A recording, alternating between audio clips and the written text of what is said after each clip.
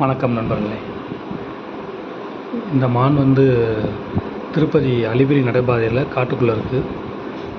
நடந்து போகும்போது இந்த மானை நாங்கள் பார்த்தோம். எல்லோரும் அதுக்கு உணவு ஏதாவது கொடுத்துட்ருந்தாங்க. நாங்களும் எங்களால் முடிஞ்ச அளவுக்கு ஏதாவது கொடுத்தோம். ஆனால் கவர்மெண்ட் காட்டு விலங்குகளுக்கு எதுவும் உணவு அளிக்காதீங்கன்னு சொல்கிறாங்க. அது நிறைய பேருக்கு புரியறதில்ல. ஏன்னா அது அதற்கான இயற்கையான உணவை எடுத்துக்கிற மறந்துடுது. நம்மளை நாடியே வாழ்ந்துக்கிட்டு இருக்குது. நம்ம போகிற வரவங்க கொடுக்குற உணவை உண்டு. அதையே தன் பிள்ளைகளுக்கும் அதையே கற்றுக் கொடுக்குது. அது இயற்கையாக என்ன பண்ணணும், எப்படி உணவு தேடணும் அப்படின்றது அடுத்த தலைமுறையினருக்கு போய் சேரதில்லை. இப்போ இந்த மான் சாப்பிடுது அப்படின்னா இதோட குட்டி இருந்துச்சுன்னா இது குட்டியும் இதை பார்த்து வரப்போகிறவங்கள்ட்டையே வாங்கி வாங்கி சாப்பிட்டு பழகிறது.